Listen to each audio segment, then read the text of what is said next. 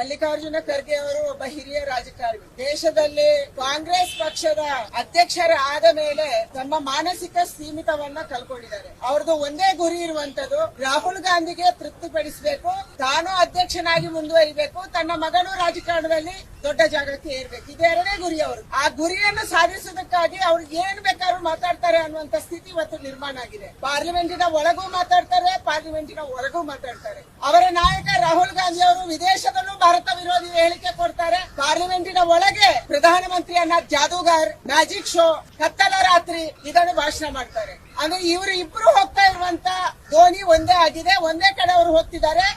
ಅವ್ರದ್ದು ಉದ್ದೇಶ ಒಂದೇ, ಭಾರತ ವಿರೋಧಿ. ಕೇವಲ ನರೇಂದ್ರ ಮೋದಿ ಅವರನ್ನ ದೂಷಣೆ ಮಾಡೋದ್ರಿಂದ, ಟೆರರಿಸ್ಟ್ ಅನ್ನೋದ್ರಿಂದ ಭಾರತದಲ್ಲೇ ಈ ಒಂದು ಹೇಳಿಕೆ ಉಳಿಯಲ್ಲ.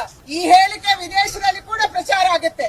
ಅವರು ಕಾಂಗ್ರೆಸ್ ಪಕ್ಷದ ಹಿರಿಯ ನಾಯಕರು ಕೊಟ್ಟಂತ ಹೇಳಿಕೆಯನ್ನ ನಮಗಿಂತ ಹೆಚ್ಚಾಗಿ ಪಾಕಿಸ್ತಾನದಲ್ಲಿ ತೋರಿಸ್ತಾರೆ, ನಮಗಿಂತ ಹೆಚ್ಚಾಗಿ ಬೇರೆ ದೇಶದಲ್ಲಿ ಅಫ್ಘಾನಿಸ್ತಾನದಲ್ಲಿ ತೋರಿಸ್ತಾರೆ. ಯಾಕೆಂದ್ರೆ ಅವರೆಲ್ಲರಿಗೂ ಬೇಕಾಗಿರುವಂತದ್ದು ಮೋದಿಯನ್ನ ಡೌನ್ ಮಾಡುವಂತದ್ದು ವಿದೇಶಿಯರಿಗೆ. ಅದೇ ಒಂದು ಕೆಲಸವನ್ನ ಇವತ್ತು ಕುಮ್ಮಕ್ಕು ಕೊಡುವಂತ ಕೆಲಸವನ್ನ ರಾಹುಲ್ ಗಾಂಧಿ ಅವರು ಮತ್ತು ಮಲ್ಲಿಕಾರ್ಜುನ ಖರ್ಗೆ ಅವರು ದೇಶದಲ್ಲಿ ಮತ್ತು ವಿದೇಶದಲ್ಲಿ ಮಾಡ್ತಾ ಇದ್ದಾರೆ. ಇವರು ವಿದೇಶಿ ಏಜೆಂಟ್ ಆಗಿ ನಡ್ಕೊಂತಿದ್ದಾರೆ, ಸೊರೋಸ್ ಏಜೆಂಟ್ ಆಗಿ ನಡ್ಕೊಂತ ಇದ್ದಾರೆ. ಜಾರ್ಜ್ ಸೊರೋಸ್ ಏಜೆಂಟ್ ಯಾರು ಅಂತಂದ್ರೆ ಅದು ಇವತ್ತು ರಾಹುಲ್ ಗಾಂಧಿ ಅವರು, ಮಲ್ಲಿಕಾರ್ಜುನ್ ಖರ್ಗೆ ಅವರು. ಅವರ ಹೇಳಿಕೆಗೆ, ಅವರ ಮಾನಸಿಕಕ್ಕೆ ತಕ್ಕಂತೆ ಇವರು ಕುಣಿಯುವಂತ ಕೆಲಸ ಇವತ್ತು ಭಾರತದಲ್ಲಿ ಆಗ್ತಾ ಇದೆ. ಮೊನ್ನೆ ಏನ್ ಹೇಳಿದ್ರು, ಮುಸಲ್ಮಾನರನ್ನ ಒಂದು ಸಮುದಾಯವನ್ನ ತೃಪ್ತಿ ಮಾಡೋದಕ್ಕಾಗಿ ಅವರ ಸಭೆಯಲ್ಲಿ ಹೇಳ್ತಾರೆ, ನೀವು ನಮಾಜ್ ಮಾಡ್ತೀರಾ, ನಮಾಜಿನ ಸಂದರ್ಭದಲ್ಲಿ ವಿಷದ ಹಾವು ಬಂದ್ರೆ ಅದನ್ನು ಒಡೆದು ಸಾಯಿಸ್ತೀರಾ ನಮಾಜಿಂದ ಎದ್ದು. ಅದೇ ರೀತಿ RSS ಮತ್ತು ಬಿಜೆಪಿ ಅವರನ್ನ ನೀವು ಹೊಡಿಬೇಕು ಅನ್ನುವಂಥದ್ದನ್ನು ಹೇಳ್ತಾರೆ. ಅಂದ್ರೆ ಇವರು ಅಟೆಂಪ್ಟ್ ಮರ್ಡರ್, ಈ ಕೇಸನ್ನ ಅವರ ಮೇಲೆ ಹಾಕಬೇಕು. RSS ಅವರನ್ನ, ಬಿಜೆಪಿ ಅವರನ್ನ ಹೊಡೆದು ಸಾಯಿಸಿ, ಅಂದ್ರೆ ದೇಶದಲ್ಲಿ ದಂಗೆ ಎಬ್ಬಿಸುವಂತ ಒಂದು ವ್ಯವಸ್ಥಿತ ಷಡ್ಯಂತ್ರ ಇದು. ಕರ್ನಾಟಕದ ಒಬ್ಬ MLC ವಿಧಾನ ಪರಿಷತ್ತಿನ ಸದಸ್ಯ ಹೇಳಿದ್ರು, ಬಾಂಗ್ಲಾದ ರೀತಿಯಲ್ಲಿ ದಂಗೆ ಕರ್ನಾಟಕದಲ್ಲಿ, ಭಾರತದಲ್ಲಿ ಆಗ್ಬೇಕನ್ನುವಂತ ಮಾತನ್ನು ಹೇಳಿತು. ಅದರ ಮುಂದುವರಿದ ಭಾಗವನ್ನ ಇವತ್ತು ಮಲ್ಲಿಕಾರ್ಜುನ ಖರ್ಗೆ ಅವರು ಹೇಳ್ತಾ ಇದ್ದಾರೆ, ಅದರ ಮುಂದುವರೆದ ಭಾಗವನ್ನ ರಾಹುಲ್ ಗಾಂಧಿ ಅವರು ಹೇಳ್ತಾ ಇದ್ದಾರೆ. ದೇಶದ ಪ್ರಧಾನಿಯವನ್ನ ಟೆರರಿಸ್ಟ್ ಅಂತ ಹೇಳಿರುವಂತದ್ದು ಇದು ನಮ್ಮ ದೇಶದಲ್ಲಿ ಮಾತ್ರ ಹಾಗೆ ಹೇಳಿ ಉಳ್ಕೊಳ್ಳಕ್ಕೆ ಸಾಧ್ಯ. ಯಾವುದೇ ದೇಶದ ಪ್ರಧಾನಿಯನ್ನ ಆ ದೇಶದ ಜನ ಆ ರೀತಿ ಕರೆಯಲ್ಲ. ಯಾಕಂದ್ರೆ ದೇಶದ ಪ್ರಧಾನಿ ದೇಶಕ್ಕೆ ಪ್ರಧಾನಿ, ಅವ್ರು ಯಾವುದೋ ಒಬ್ಬ ಪಕ್ಷದ ನಾಯಕ ಅಲ್ಲ. ಮನಮೋಹನ್ ಸಿಂಗ್ ಇದ್ದಾಗ ಮನಮೋಹನ್ ಸಿಂಗ್ ಕೇವಲ ಕಾಂಗ್ರೆಸ್ಸಿನ ನಾಯಕ ಆಗಿರ್ಲಿಲ್ಲ, ಅವರು ದೇಶದ ಪ್ರಧಾನಿ ಆಗಿದ್ರು. ಅವರಿಗೆ ಸಿಗುವ ಗೌರವ ದೇಶಕ್ಕೆ ಸಿಗುವ ಗೌರವ, ಅವರಿಗೆ ಆಗುವಂತ ಅವಮಾನ ಅದು ದೇಶಕ್ಕೆ ಆಗುವ ಅವಮಾನ ಅಂತ ನಾವು ಅನ್ಕೊಂತ ಇದೀವಿ. ಆದ್ರೆ ಕಾಂಗ್ರೆಸ್ ಅವರು ಕೇವಲ ರಾಜಕಾರಣ ಮಾತ್ರ ನೋಡ್ತಾ ಇದ್ದಾರೆ, ಪಕ್ಷ ರಾಜಕಾರಣ ನೋಡ್ತಾ ಇದ್ದಾರೆ.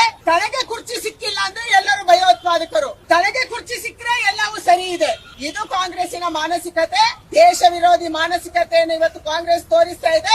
ಅದಕ್ಕಾಗಿ ಇವತ್ತು ಮಲ್ಲಿಕಾರ್ಜುನ ಖರ್ಗೆ ಅವರು ಪದೇ ಪದೇ ದೇಶದ ಪ್ರಧಾನಿಗೆ ಅವಮಾನ ಮಾಡುವಂತದ್ದು, ದೇಶದ ರಾಷ್ಟ್ರೀಯ ಸಂಘಟನೆಗಳಿಗೆ, ಭಾರತೀಯ ಜನತಾ ಪಾರ್ಟಿಗೆ ಅವಮಾನ ಮಾಡುವಂತದನ್ನು ಮಾಡ್ತಾ ಇದ್ದಾರೆ.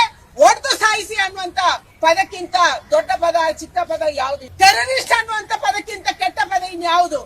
ದೇಶದ ಪ್ರಧಾನಿಗೆ ಈ ರೀತಿ ಹೇಳಿ ಇವತ್ತು ಅದನ್ನ ವಿಡ್ರಾ ಮಾಡಕ್ಕೆ ನೋಡ್ತಾ ಇದ್ದಾರೆ. ಇದನ್ನ ದೇಶದ ಜನ ಒಪ್ಪಲ್ಲ. ನಾನು ಕಾಂಗ್ರೆಸ್ಸಿನ ರಾಹುಲ್ ಗಾಂಧಿ ಅವರಿಗೆ, ವಿಪಕ್ಷದ ನೇತಾರರಿಗೆ, ಅಧ್ಯಕ್ಷರಿಗೆ ಇವತ್ತು ಆಗ್ರಹ ಮಾಡ್ತೀನಿ, ಸೋನಿಯಾ ಗಾಂಧಿ ಅವರಿಗೆ ಆಗ್ರಹ ಮಾಡ್ತೀನಿ, ತಕ್ಷಣ ಮಲ್ಲಿಕಾರ್ಜುನ ಖರ್ಗೆ ಅವರನ್ನ ನಿಮ್ಮ ರಾಷ್ಟ್ರೀಯ ಅಧ್ಯಕ್ಷ ಸ್ಥಾನದಿಂದ ಕಿತ್ತಾಕ್ಬೇಕು, ಅವರನ್ನ ವಿಪಕ್ಷದ ನೇತಾರ ಸ್ಥಾನದಿಂದ ತಕ್ಷಣ ಕಿತ್ತಾಕ್ಬೇಕು ಮತ್ತು ಅವರ ಮೇಲೆ ಕ್ರಮವನ್ನ ಕೈಗೊಳ್ಳಬೇಕು.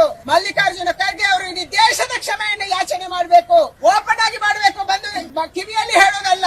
ಇವತ್ತು ದೇಶದ ಕ್ಷಮೆಯನ್ನು ಯಾಚನೆ ಮಾಡಬೇಕು. ಯಾಕಂದ್ರೆ ಈ ಸುದ್ದಿ ಕೇವಲ ನಮ್ಮ ದೇಶದಲ್ಲಿ ಹೋಗಿಲ್ಲ, ಈ ಸುದ್ದಿ ನಮ್ಮ ವಿರೋಧಿಗಳು ಯಾರಿದ್ದಾರೆ, ನಮ್ಮ ವಿರೋಧವಾಗಿ ಅಥವಾ ನಮ್ಮ ಮೇಲೆ ಮತ್ಸರ ಯಾವ ದೇಶ ತೋರಿಸ್ತಾರೆ, ಆ ಎಲ್ಲ ದೇಶಗಳಲ್ಲಿ ಈ ಸುದ್ದಿ ಓಡಾಡ್ತಾ ಇದೆ. ಅಂದ್ರೆ ಯಾವ ಸಂದೇಶ ಇವತ್ತು ಜಗತ್ತಿಗೆ ನೀವು ಕೊಡಕ್ಕೆ ಹೊರಟಿದ್ದೀರಿ, ಇದು ಸರಿಯಾಗಬೇಕಾಗಿದೆ. ಅದಕ್ಕೆ ಮಲ್ಲಿಕಾರ್ಜುನ ಖರ್ಗೆ ಅವರನ್ನು ತಕ್ಷಣ ವಿಪಕ್ಷದ ನೇತಾರರಿಂದ ಮತ್ತು ಅಧ್ಯಕ್ಷ ಸ್ಥಾನದಿಂದ ಕೈಬಿಡಿ ಮತ್ತು ದೇಶದ ಕ್ಷಮೆಯನ್ನು ಯಾಚನೆ ಮಾಡುವಂತ ಆಗ್ರಹವನ್ನ ನಾನು ಮಾಡ್ತಾ ಇದ್ದೀನಿ.